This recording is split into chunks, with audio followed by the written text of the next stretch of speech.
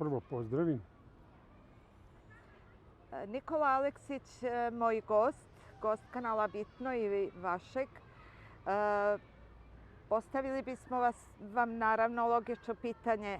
Kako ocenjujete ovu sada situaciju aktuelnu u kojoj živimo? Dozvolite mi prvo da vas pozdravim i da vam se zahvalim na pozivu da učestvujem u vašoj emisiji o zbivanjima u našoj zemlji i o aktuelnim događajima. Zaista sam počastvovan vašim pozivom i čast mi je da me prikažete u svojoj emisiji. Vidite, danas sam video izveštaj iz Skupštine, zapravo onaj deo direktnog prenosa koji se prenosio iz Narodne skupštine. Kažem narodne, to više nije Narodna skupština. Onaj rečnik ja u životu nisam video i smatram da smo mi i kao država došli do dna. Mi više nemamo ni državu, ne znamo joj granice. Nemamo ni zastavu, na zastavi je kruna, a mi smo republika. Nemamo ustav. Ustav se gazi kao statut mesne zajednice, još gore. Predsjednik Srbije onog trenutka kada je spustio ruku, kada je polagao zakletvu sa Ustava i Miroslavljevog evanđelja, već ga je pogazio. On je u sklopu zakletve morao da kaže prestajem da budem predsjednik Srpske napredne stranke. Nemamo vojsku. Ovo više nije vojska. Svaka opštinska lovačka organizacija, ukoliko nije razoružana, bi mogla s njima da izađe na kraj. U policiji vršila organizovan kriminal. Zar inspektor Dejan Jović nije otkrio organizovani kriminal u policiji? I kako je nagrađen? Zaklan je u bolnici. Možete misliti, danas u 21. veku inspektor policije, da ne bi svedočio protiv svojih kolega i starešina, zaklan u bolnici gde je poslat kao navodno zbog pandemije da je oboleo od korone. Par dana kasnije i ključni svedok, onaj koji bi mogao da dokaže i optuži policajce za organizovani kriminal, također je zaklan. Kakva je to policija? Ko ih plaća?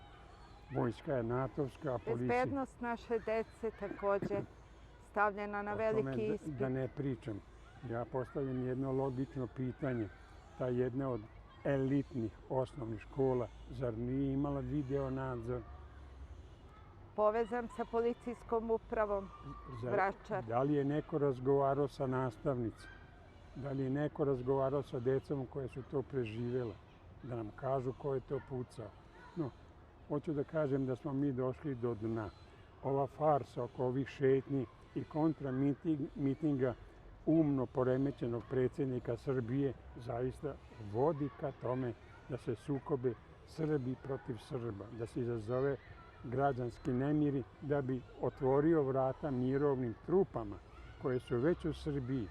Sve kasarne, napuštene kasarne su zauzeli NATO trupe i samo će promeniti oznaku na rukavu i izaći će kao mirovne trupe. Jeste možda već primetili te uniforme? U Pančevu je kasarna puna NATO vojnika. I mi smo ih videli ovdje. Molim vas, nijedna aktivnost naše vojske, takozvane naše vojske, koju samo mi plaćamo, sve ostalo je komanda NATO pakta. Sad sam to da kažem, te trupe se nalaze u kasarni u Pančevu i svako ih može vidjeti ukoliko dođe do te bivše kasarne. Oni će izaći pod oznakom mirovnih trupa, a onda se samo u krvi možemo osloboditi okupacije. Tako da kažem, više ne znam šta da kažem, ne znam šta da mislim. Mi stojimo ovdje pored škole i evo ja ću upravo fotografisati policajce, 2 policajca pored škole. Koliko mislite da je ovo budućnost naše zemlje i da oni mogu ovako da obezbeđuju? Šta je u suštini problem? Ovdje je jedna osnovna škola. I kako da se ovaj problem sa preumljenjem naše omladine, naše kulture, našeg, tako kažem, duhovnog statusa rešava? Na ovaj način budućnost naše zemlje i škola, odnosno naše dece, ne može se rešiti. Umjesto da su postavili one kontrolne punktove koje otkrivaju metal ako se unose u školu, ne bi bilo potrebno zaposliti 1200 policajaca. Ali to je smišljeno zapošljavanje da bi ti policajci obezbeđivali režim kada narod ustane listom, ne u šetnju, nego da ruši ovu vlast, izdajničku vlast. Oni su izdali narod i državu. Zapamtite nešto još, ovom odgovorno tvrdim, mi od 5. oktobra 2000. godine nemamo parlamentarne izbore. Onda je ulična banda sa ulice osvojila vlast, ušla u Narodnu skupštinu i od tada se ta ulična banda smenjuje, odnosno vrši državni udar samo sa drugim akterima. I ovo danas što smo vidjeli iz direktnog prenosa iz Skupštine, jedni i drugi su pučisti. I jedne i druge treba smestiti tamo da im je mesto za krivično delo državnog udara, odnosno protivpravnog uzurpiranja vlasti. To se mora odgovoriti. I ono što je inspektor Dejan Jović zaklan u bolničkoj postelji, predsjednik Saveza sindikata, policijskog sindikata, javno izjavljuje na televiziji, mi smo podnijeli krivičnu prijavu. Koga on obmanjuje? Pa zar ne zna, pa toliko glup nije da mi u Srbiji već 17 godina nemamo javnog tužioca.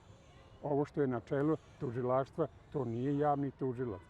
Da imamo javno tužilaštvo, možda bi potpisnici, pregovarači bili optuženi za veleizdaju zemlje.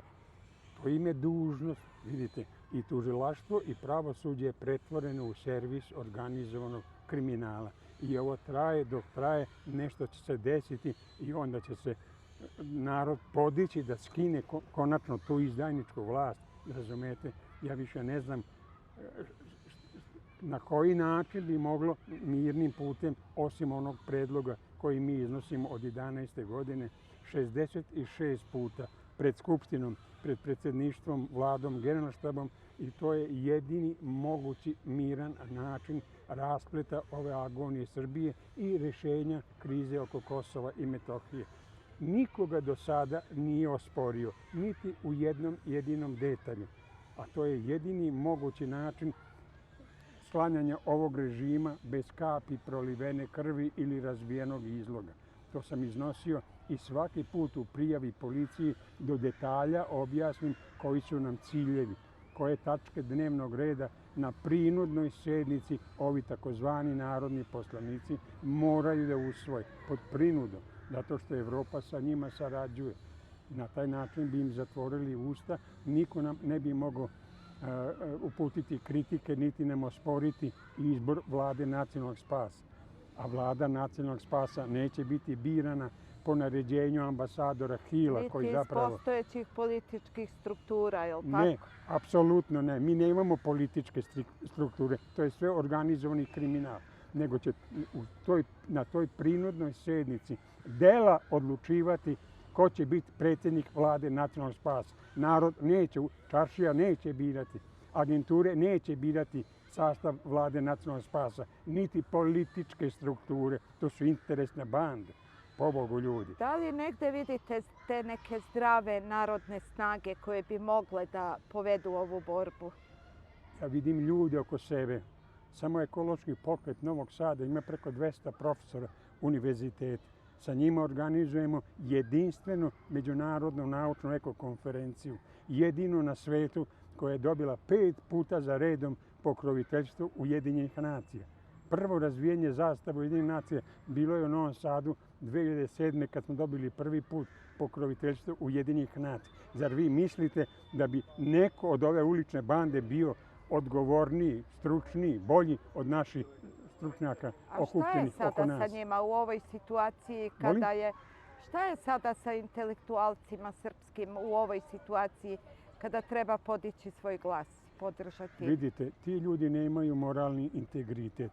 Na sreću, naši profesori univerziteta, akademici su u penziji, a su još uvijek aktivni, čili i sposobni da rade, da daju predlog i tako dalje. Ovi ostali čuvaju karijeru, čuvaju katedre, ne smeju se javno izjasniti, mogu dobiti otkaz. Pa pogledajte vi šta se radi. Da kažem, samo naučni radnici su protestovali na ulici zato što država malo da odvaja za nauku.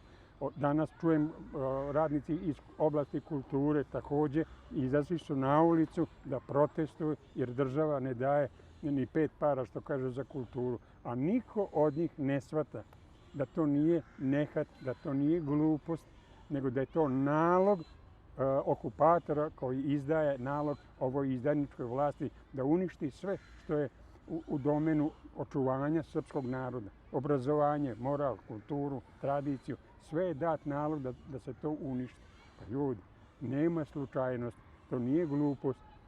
Zašto je predsjednik Srbije na odgovorna mesta ministre postavljaju, ali bukvalno s koca i konopca osobe, ljude koji su kupili diplomu ili su je za par mjeseci stekli. To više zdrav razum ne može da prihvati ljudi. Shvatite. Da li imate neku informaciju o tome šta se događa i kakva je situacija na Kosovu i Metohiji? Na Kosovu i Metohiji se vrši jedna velika farsa. Maše im se pred nosom lažnim obećanjima, umjesto ono što smo mi prvi put iznijeli i predložili čak i Nikoliću i Putinu pre susreta u Sočiju, a to je jednostavan potpis predsjednika Srbije na tužbi koji smo već i sastavili i podneli i Tadiću i Nikoliću i ovome, da potpiše tužbu Međunarodnom sudu pravde sa zahtevom da se ponište sva priznanja lažne države Kosovo. Međunarodni sud pravde je organ Ujedinjenih nacija. U povelji piše da svaka zemlja članica mora da poštuje organe Ujedinjenih nacija. Ne možete vi biti član Ujedinjenih nacija, poštovati povelju, a priznavate lažnu državu Kosovo suprotno rezoluciji Saveta bezbednosti 1244. Ukoliko bi, a ne može drugačije, pa Međunarodni sud pravde bi ugrozio i samo postojanje Ujedinjenih nacija. A tu tužbu okupator ne dozvoljava predsjedniku da potpiše i da je pošalje. Pa samim podnošenjem te tužbe masa zemalja bi povukla svoje priznanje, a onda bi mogli da pokucamo na vrata Bond stil baze i da ih pitamo šta vi tražite ovdje, ko vam je to dozvolio. Ili možda da zatražimo pomoć prijatelja, prijateljskih zemalja, članica Ujedinjenih nacija, Rusije, Kine. Vidite, i te zemlje su strahovito izložene pritisku. A ovi naše izdajnice neće ni to da urade. Imali ste primjer Generalne skupštine Interpola. 2 puta su glasali, predstavnici država grčevito se drže za međunarodni zakon i bez našeg lobiranja odbili su prijem. Kao i Španija u ostalom. Bez našeg lobiranja odbili su prijem Kosova u Interpol. Bez obzira što je Amerika insistirala, vršila pritisak. Znači, može se uraditi ako se hoće, ako ste slobodni. Međutim, nažalost, mi dok ne skinemo ovu uličnu bandu sa vlasti, nemamo ni mogućnosti da razmišljamo o nekom napretku. A preduslov svega jeste skidanje ovih izdajnika sa vlasti na ovaj ili onaj način. Onaj drugi, mislim, kad narod ustane, ali onda će biti krvi do kolena. Što ja ne želim, zato i pozivam vojsku i policiju 66 puta od 11. godine da uhapse predsjednika Srbije, vladu i generalštab zbog izdaje naroda i države. I onda na prinudnoj sjednici, kao što sam rekao, izglasa se 7 prinudnih tačaka dnevnog reda i Srbija je zauvek oslobođena. A sve ambasadore zemalja koje su priznale lažnu državu Kosovo mimo rezolucije Saveta bezbednosti u stočnom vagonu ćemo ekspedovati za 6 sati, a ne za 48 koliko im garantuje Bečka konvencija o diplomatskom osoblju.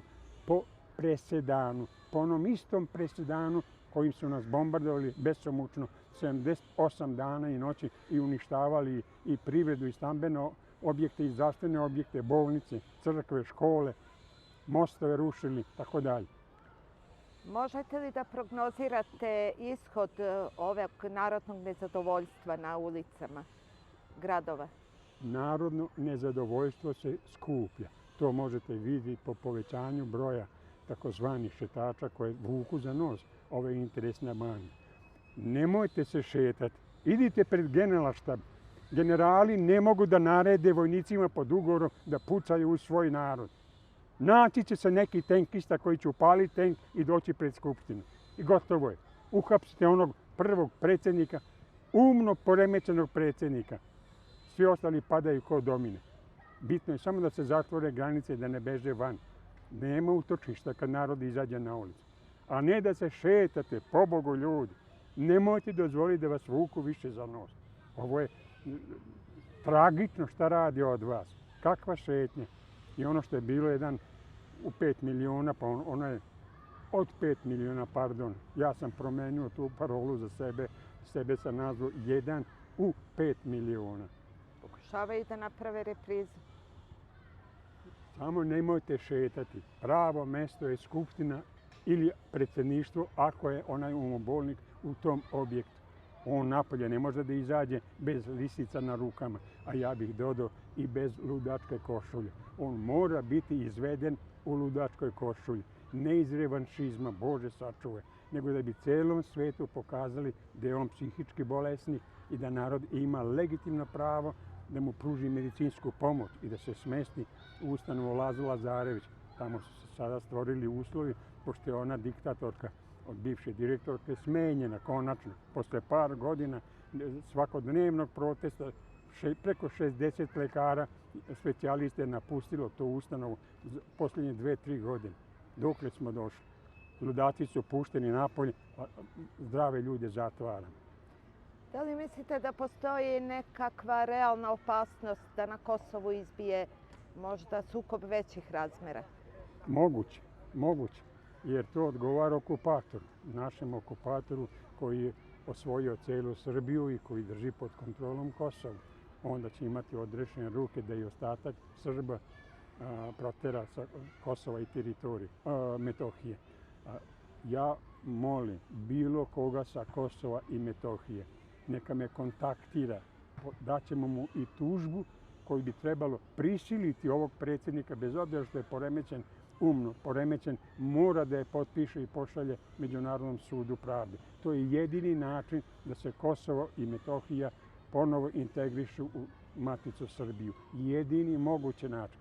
Ova igra uđi i izađi iz kosovskih institucija, izbori ili ne, ili osnivanje zajednice srpskih opština. To je igra bez granica.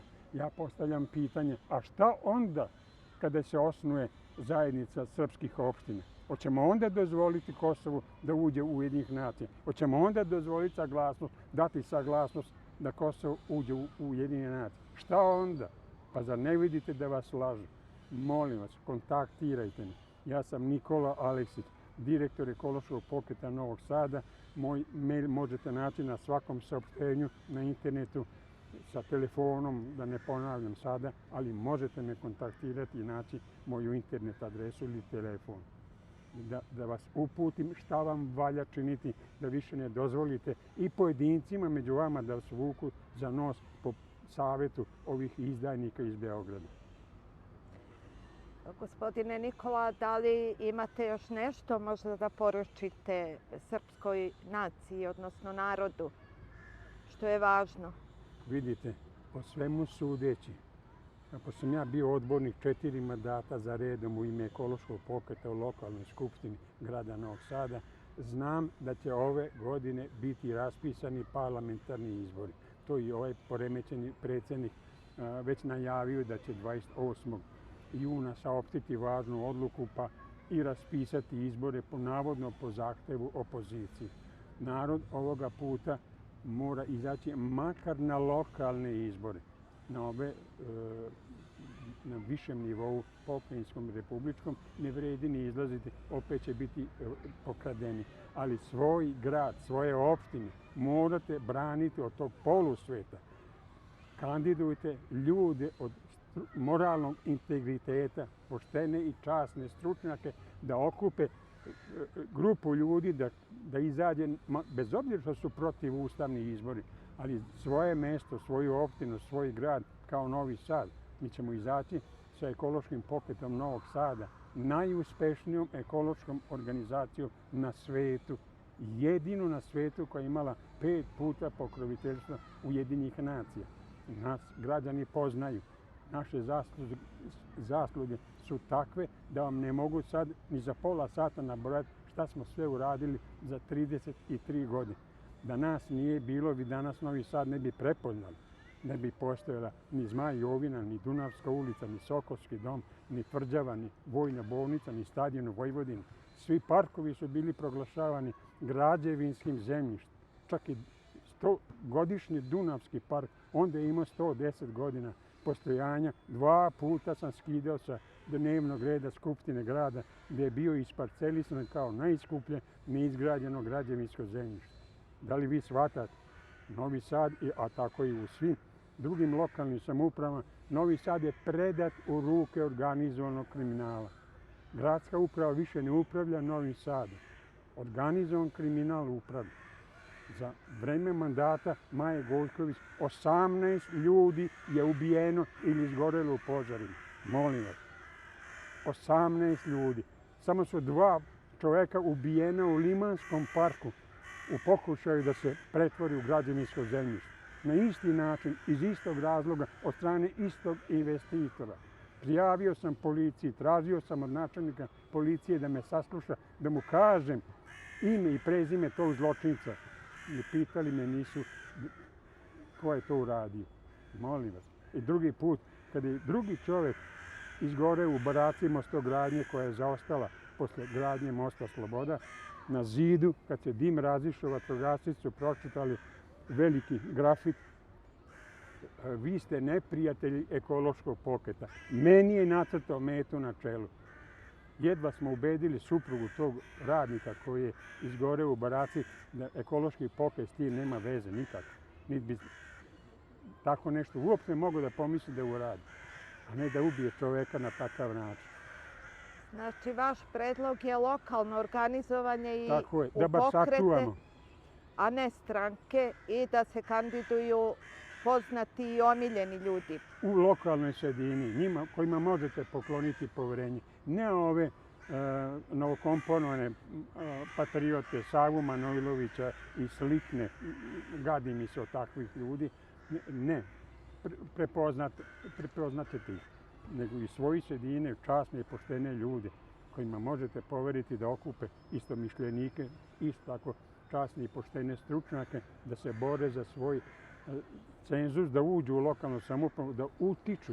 Jer nijednu odluku lokalne skupštine sa ulice ne možete ukinuti niti zaustaviti. Samo tamo gdje se i donosi. Šta god mi mislili, za to treba velika hrabrost, jer vi vidite šta se događa i narodnim poslanicima, kakvo god mi mišljenje o njima imali, ako govore suvisle stvari. Vidite, takozvani narodni poslanici, to su interesne grupe, podeljene po interesnim grupama koje se bore za vlast. Ali i jedni i drugi su pučisti. I jedni i drugi su izvršili državni udar i ponavljaju ga od 2000. godine 5. oktobra. Razlike nema.